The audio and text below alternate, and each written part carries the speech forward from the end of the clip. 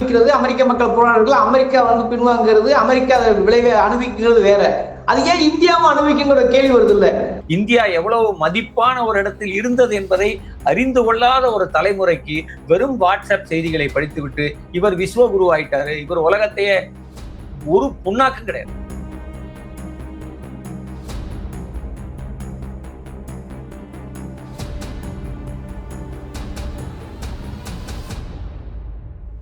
போர் தொடங்கிய நாளில் இருந்து அவருடைய உளறலுக்கு அளவே இல்லை. அவர் வாயை திறந்தாலே அது உளறல் தான். இப்ப இல்ல, அவர் பதவியேற்றதிலிருந்து அவருடைய தேர்தல் பிரச்சாரங்களிலிருந்து எல்லாமே. Prime Minister Modi came to see me. Sir, may I see you please? Yes, I have a very good relationship with him. He's not that happy with me because they're paying a lot of tariffs now because they're not doing the oil, but they are. They've now reduced it very substantially, as you know, from Russia. அவர் பேசுவது America முழுக்க தினசரி மிகப்பெரிய கிண்டலுக்கும் கேலிக்கும் அழைக்கும். தினசரி அமெரிக்காவினுடைய ஒட்டுமொத்த ஊடகங்களும் ஏறக்குறைய ஒரு நகைச்சுவை கண்டென்ட் மாதிரி இன்னைக்கு ட்ரம்ப் இந்த கடந்த காலங்களில் மாறி இருக்கார். ஒட்டுமொத்த அமெரிக்காவினுடைய டாலர் என்பது எதை நம்பி இருக்கிறது என்றால் அது பெட்ரோல் வர்த்தகத்தை நம்பி இருக்கிறது. அப்ப இந்த பெட்ரோ டாலர் அப்படின்னு சொல்றோம். அந்த பெட்ரோ டாலரினுடைய மதிப்பு அதுல ஏறக்குறைய ஒரு 10 லட்சம் பேர் ஈரானில் இறந்தார்கள். அப்ப ஈரான் முழுவதிலும் நான் பயணித்திருக்கிறேன். ஈரானில் ஒவ்வொரு மாகாணத்திலும் அந்த போரில் இறந்தவர்களினுடைய கல்லறைகளை நான் போய் பார்த்திருக்கிறேன். அப்ப அங்கே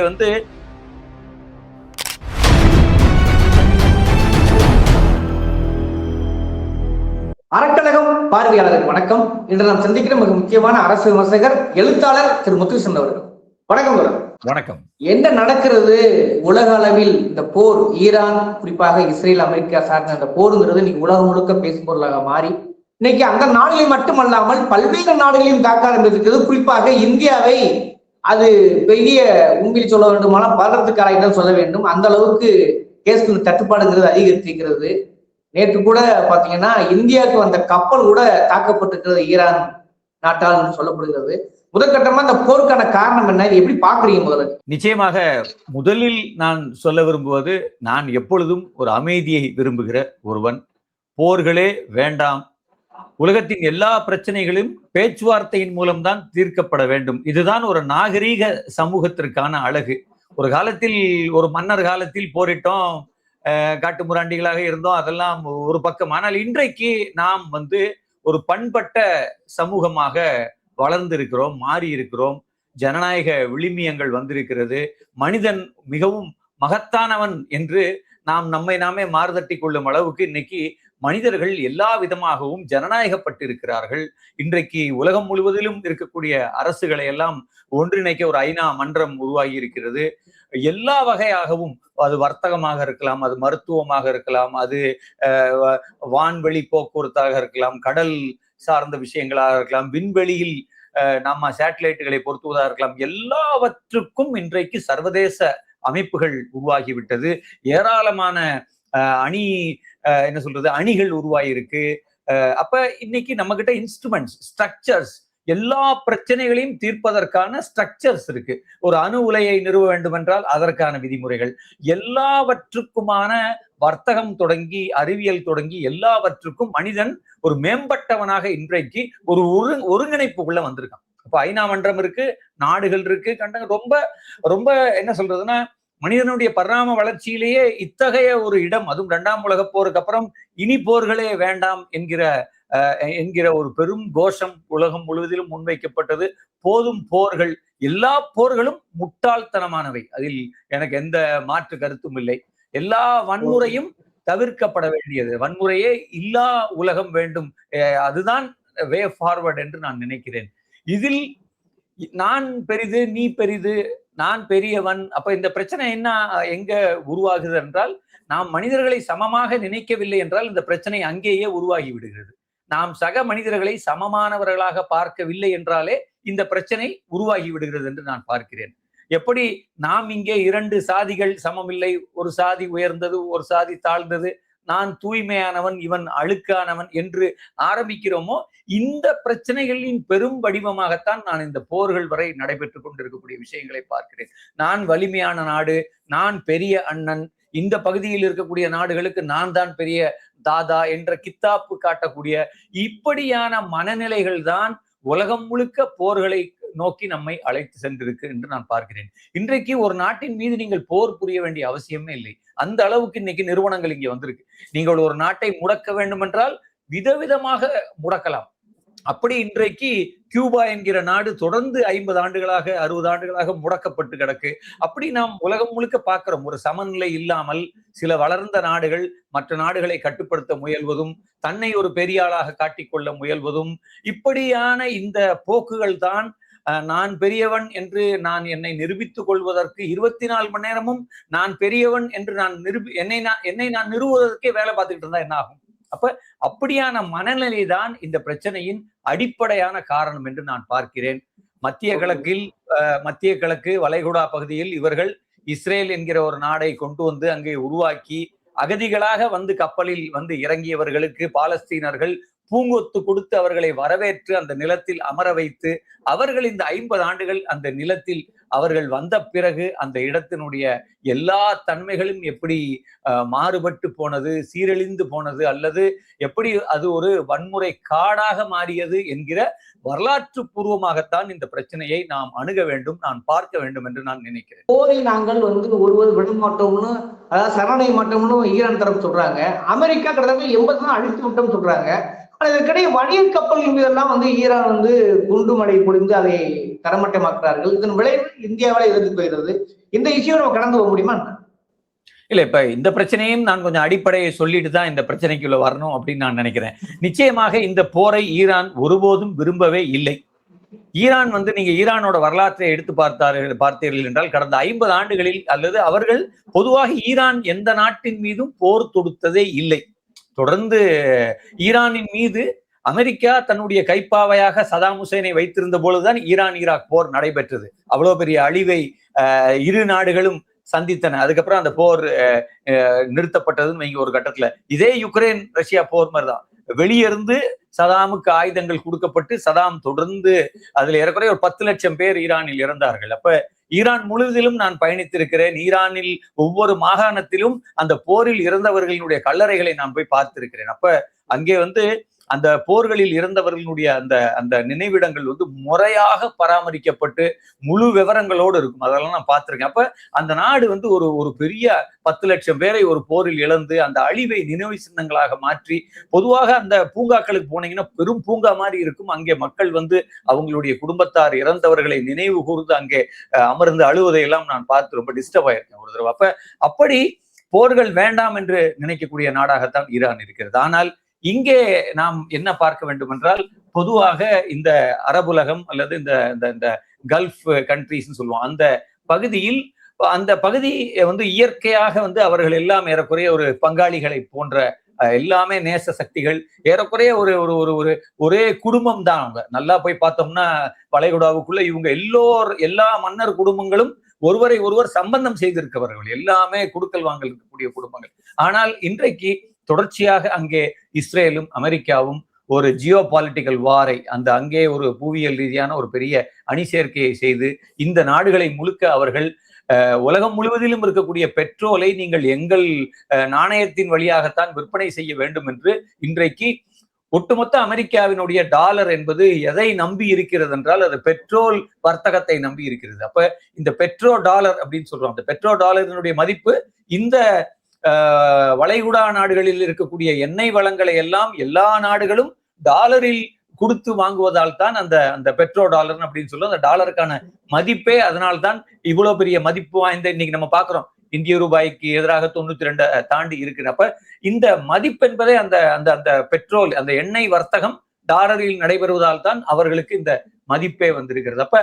அப்படி இன்றைக்கு ஈரானுக்கு என்றைக்காவது ஒரு நாள் ஒரு நெருக்கடியை கொடுக்க வேண்டும் என்றுதான் வளைகுடா நாடுகள் அனைத்திலும் இவர்கள் அமெரிக்காவினுடைய மிகப்பெரிய இராணுவ தளங்களை அமைத்தார்கள். அப்படி அந்த இராணுவ தளங்களை எல்லாம் அமைக்கும் போது இந்த நாடுகள் அவங்களுக்கு நிறைய பணம் கொடுத்திருக்கு. ஏறக்குறைய அவங்களுக்கு கொடுக்கப்பட்ட வாக்குறுதிகளை நம்ம ஒரு சாமானியருக்கு புரியும்படியாக சொல்ல வேண்டும் என்றால், உங்கள் நாட்டுக்கு இராணுவம் என்றே ஒன்று தேவையில்லை, நாங்கள் எங்கள் இராணுவ தளங்களை அங்கே அமைத்து விட்டால் உங்கள் நாட்டை யாரும் தாக்க முடியாது, நாங்கள் உங்களுக்கு எல்லா விதமான பாதுகாப்பையும் வழங்குவோம், நீங்கள் இடத்தை கொடுத்தால் போதும் என்றுதான் இன்றைக்கு அமீரகத்திலே, குவைத்துல, பாரின்ல, கத்தார்ல, சவுதியில எல்லா நாடுகளிலும் அவர்கள் மிகப்பெரிய இராணுவ தளங்களை அமைத்திருக்கிறார்கள். அதே போல இந்த பக்கம் மட்டும் இல்லை, நீங்க அப்படியே கொஞ்சம் மேல போனா சைப்ரஸ்ல இருக்கு, அதுக்கப்புறம் துருக்கியில இருக்கு, அதுக்கப்புறம் அசர்பைஜான்ல இருக்கு, கசாகஸ்தான்ல இருக்கு. அப்ப ஏறக்குறைய நடுவில் ஈரான் இருக்குதா, ஈரானை சுற்றிலும் எல்லா நாடுகளிலுமே அமெரிக்கா மிகப்பெரிய இராணுவ தளங்களை அமைத்து நெடுநாளாக என்றைக்காவது ஒரு நாள் நாம் தாக்கப்படுவோம் என்பது ஈரானுக்கு தெரியும். தொடர்ந்து இவர்கள் தன்னை சுற்றிலும் இராணுவ தளங்களை அமைத்துக் கொண்டே இருக்கிறார்கள் என்பதால ஏறக்குறைய நன்றாக சொல்ல வேண்டும் என்றால் ஒரு 30-40 ஆண்டுகளாக ஈரான் இப்படி ஒரு போர் என்றைக்கு வேண்டுமானாலும் தொடுக்கப்படலாம் என்று தன்னை முழுமையாக தயார் நிலையிலேயே வைத்திருக்கின்றது. ஆனால் அதே வேளையில் அவர்களின் மீது அணு உலை சார்ந்த மிகப்பெரிய என்ன சொல்ல முடக்கங்கள் நிகழ்த்தப்பட்டது. ஆனால் அவர்கள் எல்லா நேரங்களிலுமே டிரான்ஸ்பரண்டா இருந்தாங்க. அவங்க நாங்கள் அந்த உடன்படிக்கைக்கு தயாராக இருக்கிறோம், நாங்கள் அந்த உடன்படிக்கையில் இணைகிறோம், நீங்கள் சர்வதேச அளவிலான பார்வையாளர்களை அனுப்பலாம், எங்கள் அணு ஆயுதங்களை எல்லாம் அந்த அணு தொழிற்சாலைகளை எல்லாம் சோதனை செய்யலாம், எங்கள் செறிவூட்டம் நாங்கள் செய்கிறோமா இல்லையா என்பதை நீங்கள் முழுமையாக கண்காணிக்கலாம் என்று சகல விதங்களிலும் வெளிப்படைத்தன்மையோடு தான் ஈரான் இருந்தது. ஆனால் பக்கத்தில் இஸ்ரேல் அணு உலைகளை வைத்திருக்கிறது, அணு ஆயுதங்களை வைத்திருக்கிறது. ஆனால் அவர்கள் சர்வதேச ரீதியிலான எந்த ஒப்பந்தத்துக்குள்ளும் இல்லை, எந்த பார்வையாளர்களையும் அவர்கள் அனுமதிப்பதில்லை. அவர்கள் எப்பொழுதுமே ஒரு மர்ம தேசமாக, ஒரு மர்ம பிரதேசமாக மட்டுமே இருந்து வந்தார்கள். கடந்த 50 ஆண்டுகளாக அமெரிக்க ஊடகங்கள் அவர்களுக்கு செய்த விளம்பரம் இருக்குல்லையா, அதுக்கு கணக்கே இல்லை. ஏறக்குறைய உலகம் முழுக்க இருப்பவர்களுக்கு ஒரு மிகப்பெரிய மூளை செலவையை மேற்கத்திய ஐரோப்பிய ஊடகங்கள் செய்த வண்ணம் இருந்தது. இன்றைக்கு சாமானியர்களாக இருக்கக்கூடிய மனிதர்கள் அனைவர் தலையிலும் இஸ்ரேலை பற்றி இவர்கள் ஏற்படுத்திய பிம்பங்களும் கட்டமைப்புகளும், அவர்கள் உலகத்தின் மிகச்சிறந்தவர்கள், அவர்கள் தொழில்நுட்பத்தில் சிறந்தவர்கள், அவர்களுடைய அயன்டோம், அந்த அயன்டோம் அவங்க பல நாடுகளுக்கு விற்கவும் செய்யறாங்கன்னு வச்சுக்கோங்க. அப்படியாக தொழில்நுட்பத்தில் அவர்களை அடிக்க அமெரிக்காலாம் எங்கேயோ பின்தங்கி கிடக்குங்க, எல்லாவற்றிலுமே இஸ்ரேல் தான். அப்ப ஒரு போர் வெறிக்கும், போர் தொடர்பான தளவாடங்களுக்கும், இராணுவம் தொடர்பான ஆய்வுகளுக்கும், அது மட்டும் இல்லை, இன்றைக்கு கிருமிகள், அந்த பயோ வார்ஃபேர் என்று கிருமி தொற்றுகளை ஏற்படுத்தி தேசங்களை அழிப்பது, உணவுக்குள் நஞ்சை கலந்து தேசங்களை முடக்குவது என்கிற ரீதியிலான ஆய்வுகள் வரை எல்லா தீய ஆய்வுகளும் அங்கே நடைபெற்ற வண்ணம் இருந்தது. வெட்ட வெளிச்சமாக அவர்கள் அந்த விஷயங்களை செய்து கொண்டிருந்தார்கள். அப்படியாக அங்கே இஸ்ரேல் என்ன செய்து கொண்டிருந்தது என்பதும், இஸ்ரேல் 1948 இருந்து இதுவரைக்கும் எத்தனை போர்களை அண்டைய நாடுகளின் மீது நடத்தி இருக்கிறது என்பதை நாம் கொஞ்சம் போய் பார்த்தாலே நமக்கு இணையம் எல்லா தகவல்களையும் வழங்கிவிடும். அவர்கள் சுற்றிலும் லெபனன் மீது தாக்குதல், ஜோர்டனின் மீது தாக்குதல், ஈஜிப்டோட மிகப்பெரிய போர், பாலஸ்தீனர்களை தொடர்ந்து 1948 இன்று வரை லட்சக்கணக்கானவர்களை கொல்வதை அவர்கள் வாடிக்கையாக தினசரி செயல்பாடா வச்சிருக்காங்க. அவர்கள் பாலஸ்தீனத்தை கொல்லுவதை சர்வதேச ஊடகங்கள் ஒருபோதும் பிரசுரிக்காது, ஒரு கால செய்தியாக கூட வராது. ஆனால் அங்கே தினசரி கொத்து கொத்தாக ஆட்கள் இறந்து கொண்டே இருப்பார்கள். அந்த செய்திகளை எல்லாம் படிச்சு இப்ப என்னை போன்றவர்களுக்கு அப்படியே மறத்து போய்விட்டது. அந்த சாவு செய்திகளை, எவ்வளவு செய்திகளை நீங்கள் தினசரி படிக்க முடியும்? அப்ப அங்கே அங்க போய் 2 குண்டை போட்டு சாமானியர்களை அழிப்பது என்பது ஒரு அவர்கள் தங்களுடைய வெடிகுண்டுகளை பரிசோதனை செய்வது போல. அப்ப இன்னைக்கு அமெரிக்காவையும் நம்ம பாக்குறோம். அவங்க என்ன செஞ்சாங்க? அவங்க ஆப்கானிஸ்தான்ல எவ்வளவு அழிவை ஏற்படுத்தினாங்க, ஈராக்ல எவ்வளவு பெரிய அழிவை ஏற்படுத்தினாங்க, பாலஸ்தீனத்தில் எவ்வளவு பெரிய அழிவு. இது அந்த அழிவுக்கான ஒட்டுமொத்த ஆயுதங்களையும் அமெரிக்கா வழங்கியபடி இருந்தது. ஒன்று அமெரிக்கா நேரடியாக போடும், இல்லைன்னா இஸ்ரேல்கிட்ட கொடுத்த அந்த ஆயுதங்களை எல்லாம் தீர்க்கும். அப்ப இப்படி ஒரு இராணுவ தளவாடங்களை உற்பத்தி செய்கிற, அதை நாடுகளுக்கெல்லாம் விற்பனை செய்கிற ஒரு பெரிய கூட்டமைப்பு தான் இந்த எல்லாவற்றுக்கும் பின்னால் இருக்கிறது. அவர்கள் தான் இதற்கு பின்னால் இருக்கிறார்கள். அந்த கூட்டணியை சேர்ந்தவர்கள் தான் இன்னைக்கு இந்த எப்பிஸ்டைன் கோப்புகளுக்குள்ளும் இருக்காங்க. அவங்க அப்படியே அந்த கூட்டணி எப்பிஸ்டைன் கோப்புகளுக்குள் இருக்காங்க. இன்னைக்கு அவங்களை ஏறக்குறைய எப்பிஸ்டைன் கிளாஸ் என்று உலக ஊடகங்கள் அளிக்கிறது, எப்பிஸ்டைன் வர்க்கம் என்று அவர்களை அளிக்கிறது. அது ஒரு தனி டாபிக், நம்ம அதுக்குள்ள போக வேண்டாம். அப்ப அந்த எப்பிஸ்டைன் ஃபைல்ஸில் தன்னுடைய பெயர் இருப்பதால் அதெல்லாம் அங்கே வெளிப்படையாக டிபார்ட்மெண்ட் ஆஃப் ஜஸ்டிஸ், அதாவது அவர்களுடைய நீதித்துறை, அமெரிக்காவினுடைய உச்ச நீதிமன்றம் அந்த கோப்புகளை எல்லாம் வெளிப்படையாக வெளியிட்டே ஆக வேண்டும் என்ற ஆணை வெளியிட்ட பிறகு அவர்களால் எல்லா ஆவணங்களையும் அவர்கள் வெளியிட்டார்கள். அந்த ஆவணங்களை எல்லாம் நான் உள்பட எல்லோரும் அதை நம்ம போய் பார்க்கலாம். அப்புறம் அந்த 3 லட்சம் ஆவணங்களுக்குள் நீங்கள் போய் தேடலாம், யாருடைய பெயரை போட்டு வேணாலும் தேடலாம், சம்பவம் தேடலாம், பெயர்களை போட்டு தேடலாம், பாதிக்கப்பட்டவர்களுடைய கதைகளை தேடலாம். அப்படி அந்த தேடுதலை ஒரு நாள் இரவு முடக்கிவிட்டு காலையில் இவர்கள் போரை தொடங்கினார்கள். அப்ப அந்த நேரமும் அமெரிக்காவுக்கும் ஈரானுக்கும் ஒரு 14 நாட்களாக பேச்சுவார்த்தை நடைபெற்றுக் கொண்டிருந்தது. ஓமன் அந்த மத்தியஸ்தம் செய்து கொண்டிருந்தது. முதல் நாள் இரவு வரை பேச்சுவார்த்தை நடைபெற்றுக் கொண்டிருந்தது. ஓமானுடைய வெளியுறவுத்துறை அமைச்சர் அந்த பேச்சுவார்த்தைகளை இருவரும் நேரடியாக பேசிக் கொள்ளவில்லை, ஓமன் வழியாக பேசினார்கள். அப்ப அவங்க ஒரு மிகப்பெரிய ஒரு இடத்துல அந்த பேச்சுவார்த்தை நடக்குது. இந்த நாடும் அந்த நாடும் தனித்தனி அறைகள்ல இருக்காங்க. இந்த அமைச்சர் தான் 2 பேருக்கு நடுவுல தூது போயிட்டே இருக்காரு. இங்க போய் பேசுறாரு, திரும்பி இங்க வந்து பேசுறாரு, திருப்பி இந்த விவரங்கள் எடுத்துட்டு அங்க போய் பேசுறாரு. இப்படி நாட்கணக்காக அந்த பேச்சுவார்த்தை நடந்து அந்த பேச்சுவார்த்தை சுமூகமாக முடிவடைந்தது. ஏறக்குறைய அந்த நிபந்தனைகளுக்கெல்லாம் ஈரான் ஒப்புக்கொண்டு அந்த இராணுவ அமைச்சர் தன்னுடைய குறிப்புகள் எழுதுறாரு, நான் 2 அறைகளுக்கு நடுவில் 14,000 ஸ்டெப்ஸ் ஒரு நாள் நடந்திருக்காரு. 2 அறைகளுக்கு நடுவுல அவரே அந்த உடன்படிக்கையை டைப் பண்ணி புள்ளி கமாவெல்லாம் நானே வைத்து அதை எடுத்துக்கொண்டு அமெரிக்காட்ட கொடுக்கறதுக்காக அவர் கிளம்புறாரு. இங்கே எந்த அந்த பேச்சுவார்த்தைக்கு எந்த விதமான மதிப்பும் இல்லாமல் ஒரு போரை 2 பேரும் தொடங்கிட்டாங்க. அப்ப போரை தொடங்கியது அமெரிக்கா தான், இஸ்ரேல் தான், அதுல எந்த சந்தேகமும் இல்லை. ஆனால் அந்த இன்னைக்கு ட்ரம்ப் என்ன சொல்றாருன்னா, 2-3 பேர் என்னை சுத்தி இருந்த ஆளுக போய் போடுங்கன்னாங்க, அவங்க சொன்னதின் அடிப்படையில் நான் போட்டேன். அப்ப அந்த 2-3 பேர் யாருன்னா, ஒருத்தர் ஒரு ரியல் எஸ்டேட் புரோக்கர், ஒருத்தர் அவருடைய மருமகன் என அவர்கள் மூவரும் பென்டகனை சேர்ந்தவர்களோ சிஐஏ சேர்ந்தவர்களோ அந்த நாட்டின் தலைமையான இந்த இராணுவம் தொடர்பான ஆட்கள் இல்லை.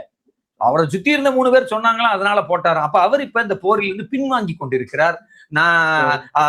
ஆனா ட்ரம்ப் இந்த போர் தொடங்கிய நாளில் இருந்து அவருடைய உளறலுக்கு அளவே இல்லை. அவர் வாயை திறந்தாலே அது உளறல் தான். இப்ப இல்ல, அவர் பதவியேற்றதிலிருந்து அவருடைய தேர்தல் பிரச்சாரங்களிலிருந்து எல்லாமே நீங்க ஒரு நான் ஸ்டாப்பான ஒரு உளறல் மன்னனாகத்தான் அவர் இருக்கிறார். அப்ப பொதுவாக எனக்கு இங்க என்ன தெரியுதுன்னா, இந்த வலதுசாரிகள் என்பவர்களே உளறல் பேர்வழிகள் தானா உலகம் முழுக்க? இவனுங்க வாயை திறந்தாலே பொய் தான் வருமா, பீத்தல் தானா? ஒண்ணுமே, அதாவது அவர்கள் நேற்று பேசியதை இன்னைக்கு மாத்தி பேசுறாங்க, இன்னைக்கு பேசியதை நாளைக்கு, அதாவது ஒரு கொஹீரன்ஸ் அப்படின்னு சொல்லுவாங்க. ஏதாவது ஒரு லைன் இருக்கணும் அப்படின்னு சொல்லுவாங்க. ஏதாவது ஒரு முறை இருக்கணும், ஒரு அணுகுமுறை இருக்கணும்.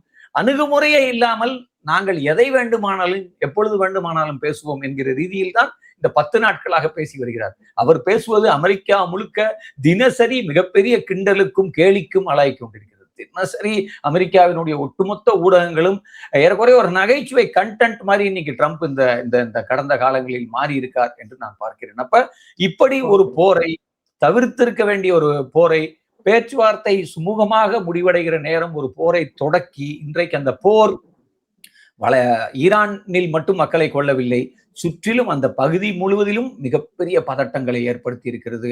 இஸ்ரேலும் கணக்கற்ற அழிவுகளை சந்தித்திருக்கிறது. ஆனால் அந்த அழிவுகள் வெளி உலகத்துக்கு வரல. ஈரானும் தன்னுடைய அழிவை வெளியிட மாட்டேங்குது. அவங்களும் அவங்களுடைய சாவு எண்ணிக்கையை, சேதத்தை வெளியிட மாட்டேங்கிறாங்க. அப்ப இப்ப இஸ்ரேலும் ஈரானும் ரெண்டுமே ஒரு க்ளோஸ்ட் மீடியான்னு வச்சுக்கோங்க. அங்க இருக்க தகவல்கள் பெரியவள வாய்ப்பே இல்லை. அவர்களாக பார்த்து தகவல்களை சொன்னாதான் உண்டு. அப்ப அப்படித்தான் டெல் அவீவ்லையும் ஒரு பெரிய தடை என்பது அந்த நாடு விதித்திருக்கிறது. அந்த தடை என்றால் என்னன்னா, அந்த நாட்டின் சேதங்களை, அந்த நாட்டின் இழப்புகளை, அந்த கட்டடங்கள் நொறுங்கி கிடப்பதை, மக்கள் இறந்து கிடப்பதை, இதை யாரும் புகைப்படங்களாக காணொளிகளாக எடுத்து போட்டால் அவர்களுக்கு 5 ஆண்டு சிறை இல்லை, அதைவிட பெரிய தண்டனை. அது அந்த குடிமக்களுக்கு மட்டும் இல்லை, அங்கே போய் வேலை செய்கிற இந்திய தொழிலாளர்கள் உட்பட எல்லோருக்குமே. அப்ப அங்க நான் பாக்குறேன் எவ்வளவோ தொழிலாளர்கள் இப்ப உயிரை வெறுத்து வீடியோ எடுத்து போட்டுக்கிட்டு இருக்காங்க, பேசி போட்டுக்கிட்டு இருக்காங்க. ஹிந்தியிலேயே 100கணக்கான வீடியோ வந்திருக்காங்க. கட்டிட தொழிலாளராக வேலை பார்க்க போனவர்கள் அழுகுறாங்க, எங்களுக்கு பங்கர்ல இடம் இல்ல, 100 அடி ஆழத்துல பங்கர் இருக்கு, அந்த பங்கருக்குள் எங்களுக்கு அனுமதியே இல்லை, எங்களுக்கு எந்த மாண்பும் இல்லை, எங்களை மனிதர்களாக கூட இஸ்ரேலியர்கள் மதிக்கவில்லை, நாங்கெல்லாம் வெட்ட வெளியில கார் பார்க்ல அங்கங்க உட்கார்ந்துகிட்டு இருக்கோம்.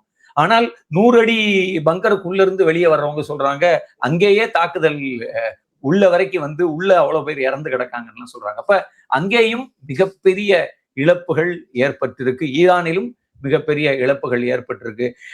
ட்ரம்ப் எதை வேண்டுமானாலும் இன்னொரு முறை உளறி விட்டு இந்த போரை முடிவுக்கு கொண்டு வர வேண்டும். இந்த போர் முடிய வேண்டும். இந்த போர் முடிந்தால் அமைதி திரும்பாது.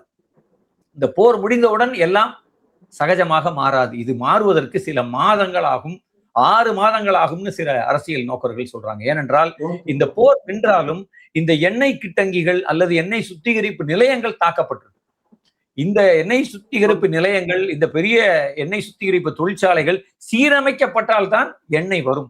அப்ப முதல் முறையாக இந்த போரில் அவர்கள் அப்ப முதல்ல எல்லா அழிவுலையும் நீங்க பாத்தீங்கன்னா அவங்கதான் எதை தாக்குறாங்க? தெஹ்ரான் ஈரானுடைய எண்ணெய் வளங்களை இவர்கள் தாக்கிய பிறகுதான் இவர்கள் எண்ணெய் வளங்களை தாக்க தொடங்கினார்கள். இப்ப இந்த போட்டி எங்க வந்து நிற்குதுன்னா, நேற்று ஈரானுடைய தலைமை வங்கி இருக்கு இல்லையா, அந்த வங்கி தாக்கப்பட்டிருக்கு. நேற்று தலைமை வங்கி முழுக்க, அந்த நாட்டினுடைய மிகப்பெரிய வங்கி, ஊழியர்களோடு வேலை செய்து கொண்டிருந்த வங்கியை தாக்கி இருக்கிறார்கள்.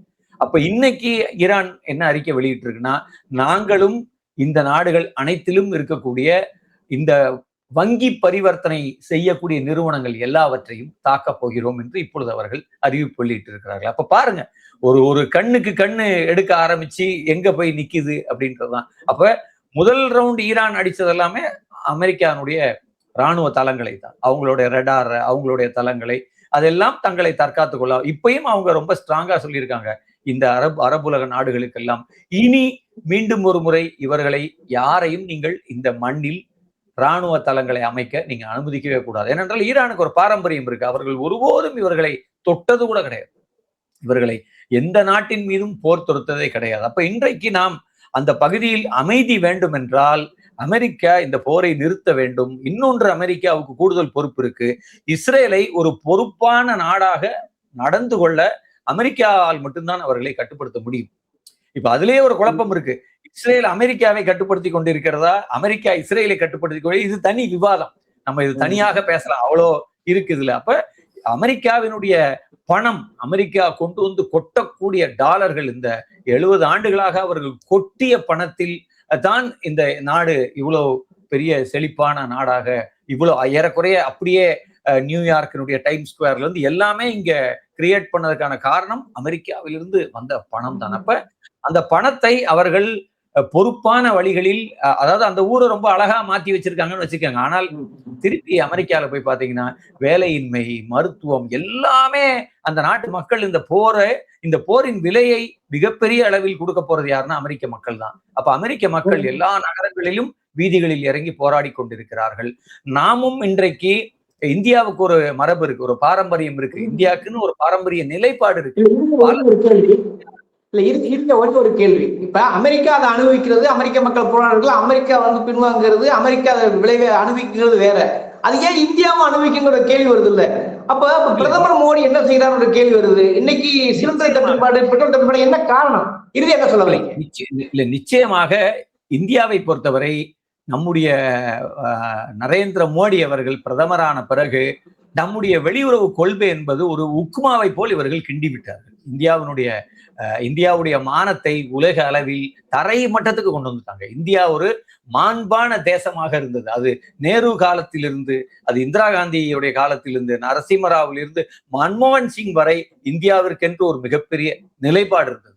உலக அளவில் இந்தியாவுக்கு என்று ஒரு மரியாதை இருந்தது. இந்தியா அந்த காலத்திலேயே அணிசேரா நாடுகளினுடைய தலைமையில் இருந்தது. இந்தியா வந்து அவ்வளவு பெரிய இடத்தில் இருந்தார்கள். அப்ப இன்னைக்கு இருக்கக்கூடிய இளைஞர்களுக்கு இந்தியாவினுடைய வரலாறே தெரியல. இன்னைக்கு இருக்கக்கூடிய இளைஞர்களுக்கு மோடியினுடைய பிரச்சாரம் தவிர இவர்கள் எதையும் வாசித்ததில்லை, எதையும் அறிந்து கொண்டதில்லை. இந்தியா எவ்வளவு மதிப்பான ஒரு இடத்தில் இருந்தது என்பதை அறிந்து கொள்ளாத ஒரு தலைமுறைக்கு வெறும் வாட்ஸ்அப் செய்திகளை படித்துவிட்டு இவர் விஸ்வகுரு ஆயிட்டாரு, இவர் உலகத்தையே, ஒரு புண்ணாக்கும் கிடையாது, ஒண்ணுமே கிடையாது. நம்ம அண்டை நாடான பங்களாதேஷோட கப்பல்கள் எண்ணெயோட அழகா வந்துகிட்டு இருக்கு. பங்களாதேஷோடைய கப்பல்களுக்கு அங்கே அனுமதி கொடுக்கப்பட்டிருக்கு. அப்ப நாம் இன்றைக்கு ஈரானோடு அவ்வளவு பெரிய நட்புறவில் இருந்த நாடு, நமக்கும் அவங்களுக்கு அவ்வளவு பெரிய வர்த்தகம் இருந்தது. நாம் அங்கே இருக்கிறதுலே மிகப்பெரிய துறைமுகம், சபார் துறைமுகம் என்பது மிகப்பெரிய சாதனை. மோடி சொல்றாரு, நான் செய்த பெரும் சாதனை. இன்னைக்கு அந்த துறைமுகம் தாக்கப்பட்டிருக்கு. அந்த நாட்டினுடைய சுப்ரீம் லீடர் கொல்லப்பட்டிருக்கிறார். அவரோடு போய் இவர் எத்தனை முறை அமர்ந்து பேசிட்டு வந்திருக்காரு. அந்த புகைப்படங்கள், காணொலிகள் எல்லாம் இருக்கு. நீங்க போய் பேச்சுவார்த்தை நடத்திட்டு வந்த ஒரு நாட்டினுடைய தலைவர் இறந்திருக்கிறார். இன்றைக்கு வரை இரங்கல் செய்தி கூட அவர் தெரிவிக்கவில்லை. இது வந்து இந்தியாவினுடைய மாண்பை குழி தோண்டி புதைத்த ஒரு இடம். இந்தியா நடுநிலையோடு இருந்திருந்தால், இந்தியா அமெரிக்காவினுடைய ஆதிக்கத்திற்கு அடிபணியாமல் இருந்திருந்தால் அமெரிக்க ட்ரம்ப் திரும்பி திரும்பி சொல்றாரு, நான் பெட்ரோல் வாங்கக்கூடாதுன்னு நிறுத்திட்டார். இந்தியா நிறுத்தி விட்டது அங்கே வாங்குவதை. ரஷ்யாவிடம் வாங்கக்கூடாது என்று சொன்னேன், அதை நிறுத்தி விட்டார்கள். அப்ப ஏறக்குறைய இந்தியா என்பது ஒரு அடிமை தேசமாக எந்த விதமான வேல்யூஸ் நிலைப்பாடுகள் அற்ற தேசமாக, ஒரு ஹோல்சேல்ல ஒரு வெளியுறவு கொள்கையை வித்தீங்கன்னா என்ன நடக்குமோ அதான் நடந்தது. ஒரு அடிமை நாடாக இந்தியா மாற்றப்பட்டிருக்கு. உலகமே இந்தியாவை, நீங்க இன்னைக்கு மேற்கத்திய ஊடகங்கள்ல போய் எந்த காமெடி ஷோக்கு போனீங்கன்னாலும் இந்தியா தான் கண்டென்ட். இந்தியாவை கேவலப்படுத்தி கொண்டிருக்கிறார்கள். அப்ப அப்படி இந்தியாவை ஒரு கேவலமான நிலைக்கு கொண்டு போனதும் இந்த எண்ணெய் தட்டுப்பாட்டுக்கு இன்னொரு வகை. இப்ப இந்த எண்ணெய் தட்டுப்பாடு இந்தியாவுக்கு மட்டும் இல்லை, உலகம் முழுவதிலும் இருப்பவர்களுக்கு இந்த எண்ணெய் தட்டுப்பாடு மிகப்பெரிய பாதிப்புகளை ஏற்படுத்தி இருக்கிறது. குறிப்பாக இப்போதைக்கு உலக தேசங்கள்ல கொஞ்சம் தாக்குப்பிடிக்க முடியும், 200 நாட்களுக்கு தாக்குப்பிடிக்க முடியும்னா அது ஜப்பான் மட்டும்தான். ஏன்னா அவங்க கிட்ட தான் ஸ்டோரேஜ் கெப்பாசிட்டி இருக்கு, அந்த எண்ணெயை ஸ்டோர் பண்ற கெப்பாசிட்டி இருக்கு. நம்ம கிட்ட அந்த கெப்பாசிட்டி இல்ல. நாம் இப்பொழுதே அதை அனுபவிக்க தொடங்கி விட்டோம். இப்பொழுதே நிறைய இடங்கள்ல நான் கேட்கிறேன், கேஸ் புக்கிங்கே கம்பெனிகள் நிறுத்தி விட்டது. புக்கிங்கே வேலை செய்ய மாட்டேங்குது. சிலிண்டர் நீங்க இப்பவே நீங்க புக் பண்ண முடியாது. அப்ப வர்த்தக சிலிண்டர்கள் ஏற்கனவே முடிஞ்சு போச்சு. பெங்களூர், மும்பை, சென்னைன்னு பல நகரங்கள்ல அறிவிச்சிட்டாங்க. இனி ஏறக்குறைய உணவு விடுதிகள் மூடப்படுது. எனக்கு இந்த தகவல்லாம் கேட்கும் போது எனக்கு 90கள்ல நான் கல்லூரி படிச்சு முடிக்கிற காலங்கள்ல ஈராக் யுத்தம் நடைபெற்ற போது, அந்த வளைகுடா யுத்தம் நடந்த போது இங்க நடந்த விஷயங்கள்ல நினைவு கூறுது. எப்படி பெட்ரோலுக்காக தேடி பல்காக நாம் அலைந்தோம். அந்த நாட்களை நாம் மீண்டும் நம்ம ரீவிசிட் பண்ண போறோம். இப்பதான் உலகம் கோவிடுக்கு அப்புறம் அந்த கோவிடின் பாதிப்பிலிருந்து நாம் வெளியேறவே ஏறக்குறைய 2-3 ஆண்டுகளாகி இப்பதான் ஒரு சின்ன இயக்கம் பார்க்கிறோம். சின்னதாக விஷயங்கள் சுழல தொடங்கி இருக்கிறத நம்ம பார்க்கிறோம். அந்த நேரம் ஒரு மிக முட்டாள்தனமான போரின் விளைவாக இன்றைக்கு உலக மக்களே அதன் விலையை கொடுத்து கொண்டிருக்கிறார்கள். அங்கே ஏற்படுகிற ஒவ்வொரு மனித உயிரின் இழப்புக்கும் நாம் மிகப்பெரிய வருத்தத்தை தெரிவிக்கிறோம். ஆனால் அதே நேரத்தில் இந்த இந்த இந்த போரின் பாதிப்புகளை ஒட்டுமொத்த உலகமும் அனுபவித்தாக வேண்டும், நாமும் அனுபவித்தாக வேண்டும். இப்ப நம்ம விஸ்வகுரு திருப்பி போய் ரஷ்யால புட்டினுடைய அலுவலகத்துக்கு வெளியில லைன்ல நின்றுகிட்டு இருக்காரு பெட்ரோல் கேட்டு. அவங்க சொல்லிட்டாங்க, நீங்க வாங்கலைன்ற தகவலை கூட எங்க கிட்ட சொல்லாம போனீங்க, நாங்க உங்களுக்கு டிஸ்கவுண்டான விலையில கொடுத்தோம், இனிமே உங்களுக்கு டிஸ்கவுண்டான விலையில இல்ல, மாறாக சந்தை விலையை விட கூடுதலா பிரீமியம் ரேட்ல தான் நீங்க வாங்கணும்னு சொல்லிட்டாங்க. அப்ப இன்னைக்கு நம்ம ட்ரம்பின் அனுமதியோட நம்ம விஸ்வகுரு போய் அங்க வரிசையில நின்றுகிட்டு இருக்காரு. என்னைக்கு வாளியில பெட்ரோலை பிடிச்சிட்டு கொண்டு வர போறாருன்னு தெரியல. அப்ப இந்தியா என்கிற ஒரு ஒரு ஒரு இந்நேரம் இந்தியா பழைய இந்தியாவாக இருந்திருந்திருக்கும் பட்சத்தில் இந்தியாவின் கப்பலுக்கு மட்டும் அங்கே வழி ஏற்பட்டிருக்கும். இந்தியாவினுடைய கப்பல்கள் போகலாம் அப்படின்னு சொல்லியிருப்பாங்க. ஏன்னா அந்த துறைமுகமே நம்ம கட்டுப்பாட்டுல இருக்கு, சபார் துறைமுகமே. அப்ப இன்னைக்கு நாம் அந்த அந்த ஈரானோடு அவ்வளவு பெரிய முனைப்பை ஏற்படுத்தணும். ஆனால் அந்த முனைப்பை பாதியிலேயே விட்டு வந்தோம். இன்னொரு பக்கம் இந்த போருக்கு 2 நாளைக்கு முந்தி நம்ம பிரதமர் அங்க போய் ஒரு தகர மெடலை அவர் கொடுத்து விட்டுருக்காங்க. வடிவேல் ஒரு படத்தை தூக்கிட்டு வருவாரு, பாத்திர கடையில ஒரு மெடலை வாங்கிட்டு. அது மாதிரி ஒரு மெடலுக்கு ஆசைப்பட்டு இவர் போயிட்டு வந்ததும், அந்த டைமிங் அவர் போறாரு, அடுத்த நாள் இது என்பதும் மிகப்பெரிய ஒரு தவறான ஒரு ஒரு ஒரு சிம்பலாக, ஒரு சமிக்கையாக, மிக தவறான ஒரு முன்னுதாரணமாக அதுவும் பார்க்கப்படுகிறது. நிச்சயம் இந்த போர்க்காலங்களை எப்படி கடக்க போறோம் தெரியல. நாம் அதை பற்றியும் தொடர்ந்து பேசலாம். நன்றி தவம். அமெரிக்கா மட்டுமல்ல, அது இந்தியாவுக்கு வந்திருக்கு என்பதுதான் நமக்கு அதிர்ச்சியாக இருக்கிறது. தொடர்ந்து நம்ம பேச முடியுமா, அடுத்து நமக்கு பெட்ரோல் கிடைக்குமா, நம்ம வாகனம் பயணம் பண்ண முடியாத ஒரு கேள்விக்குறியும் இயல்பாக வந்திருக்கிறது. இது இந்தியாவுக்கு நல்லதல்ல. எந்த ஒரு தவறிலும் எந்த ஒரு சிக்கலும் ஈடுபடாத இந்தியாவுக்கு இது தேவையாங்கிற கேள்வி இயல்பாக வருகிறது. உங்கள் விமர்சனங்களை அப்படியே மக்கள் மறுக்க விட்டு விடுகிறேன். விவாத சூழல் அழைப்பதற்கு நேர ஒதுக்கி மாட்டேன். நீங்க பேசுறது கேட்கல, கட் ஆகுது. ஓகே ஓகே, நன்றி தோழர், நன்றி நன்றி நன்றி நன்றி. ஓகே ஓகே, போட்டுருங்க. ஓகே அதான்